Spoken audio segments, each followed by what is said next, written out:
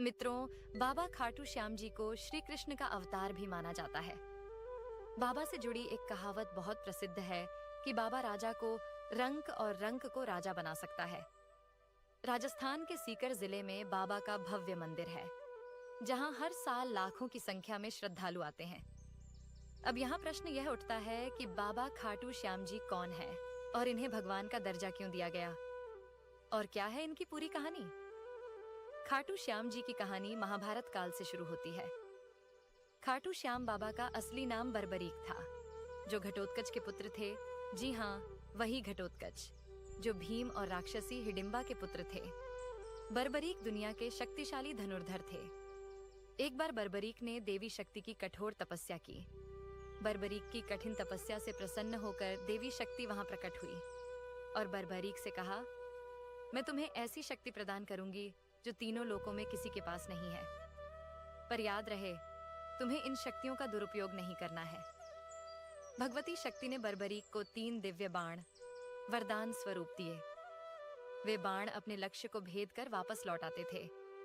इसी वजह से बर्बरीक अजेय हो गया। जब महाभारत का युद्ध शुरू होने वाला था, तो उन्होंने यह घोषणा की, वो उस पक्ष की तरफ से लड़ेंगे जो हार रहा होगा। तब भगवान कृष्ण ने एक लीला रची और एक वृक्ष के पास खड़े हो गए और बर्बरीक से कहा, मैं तुम्हें महान योद्धा तब मानूंगा जब तुम इस वृक्ष के सारे पत्तों को एक तीर से भेद के दिखा सको। भगवान कृष्ण की आज्ञा का पालन करते हुए बर्बरीक ने तीर को वृक्ष की ओर छोड़ दिया। जब तीर एक एक कर सारे पत्तों को भेद रहा था, तब एक पत्ता नीचे गिर गया, जिसे भगवान श्री कृष्ण ने अपने पैर के नीचे छिपा लिया। कुछ समय पश्चात वृक्ष के सभी पत्तों को भेदने के बाद तीर भगवान कृष्ण के पैरों के पास आकर रुक गया। तब बर्बरीक ने कहा कि प्रभु, आपके पैर के नीचे एक पत्ता है, कृपया करके अपना पैर हटा लीजिए, क्योंकि मैंने तीर को सिर्फ पत्तों को भेदने का आदेश दिया था, आपके पैर को नहीं। ये देखकर भगवान कृष्ण आश्चर्यचकित रह गए और बर्बरीक के कमजोर पक्ष का साथ देने की घोषणा से भी चिंतित हो गए, क्योंकि भगवान समझ चुके थे कि बर्बरीक बहुत शक्तिशाली है और अगर उन्होंने हारते हुए कौरवों का साथ दिया तो पांडवों की हार निश्चित थी। ऐसे में भगवान कृष्ण ब्राह्मण के वेश में सुबह सुबह बर्बरीक के शिविर के द्वार पर पहुंच गए और उनसे दान मांगने लगे। बर्बरीक ने उन्हें देखा तो पूछा, मांगो ब्राह्मण, क्या चाहिए। बर्बरीक इस बात से अनजान था कि उनके द्वार पर कोई ब्राह्मण नहीं, स्वयं प्रभु आए थे। इस पर ब्राह्मण रूपी कृष्ण ने बर्बरीक से कहा, हे वत्स, जो मैं तुमसे मांगने वाला हूं वो तुम मुझे दे ही नहीं सकते। तुम में मुझे दान देने का साहस नहीं है। ये सुनकर बर्बरीक ने कहा, नहीं, मैं आपको दान में अपना जीवन तक दे सकता हूं।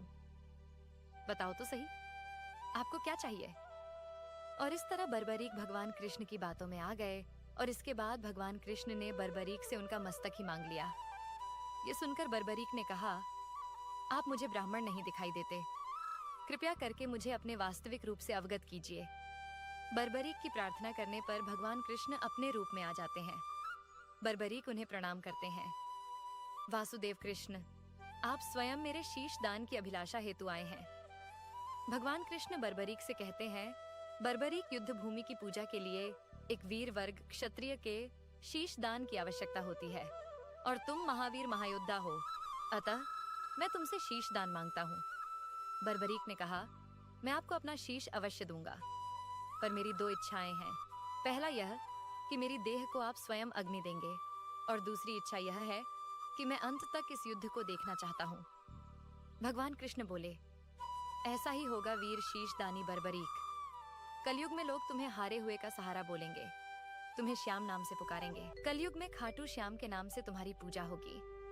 बर्बरीक का सिर युद्ध भूमि के समीप एक पहाड़ी पर सुशोभित किया गया, जहां से बर्बरीक ने महाभारत का संपूर्ण युद्ध देखा।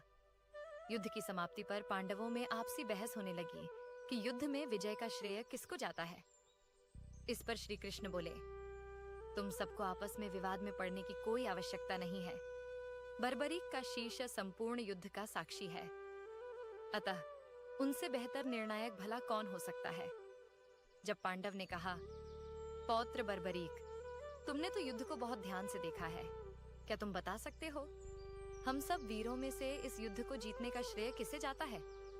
बर्बरीक ने कहा। श्री कृष्ण ने ही इस युद्ध में विजय प्राप्त करने में सबसे महान कार्य किया है।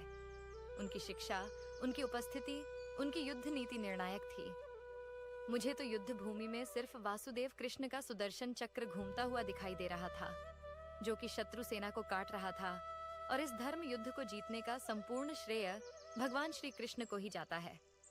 इसके पश्चात सभी पांडव बर्बरीक के निर्णय की सराहना करते हैं और भगवान कृष्ण से क्षमा मांगते हैं, क्योंकि वे जानते थे कि यदि स्वयं वासुदेव ना होते तो यह धर्म युद्ध जीतना असंभव था। धर्म की विजय स्वयं वासुदेव कृष्ण के कारण ही हुई थी। भगवान कृष्ण के आशीर्वाद से बर्बरीक को कलयुग में श्याम नाम से पुकारा जाने लगा। आज भी खाटू श्याम जी महाराज के अनेकों भक्त रोजाना उनके दर्शन करने आते हैं और उनसे मनवांछित फल की प्राप्ति भी करते हैं। शीश के दानी की जय हो। आपको यह वीडियो कैसा लगा? कृपया कमेंट करके बताएं और चैनल को सब्सक्राइब करें। धन्यवाद।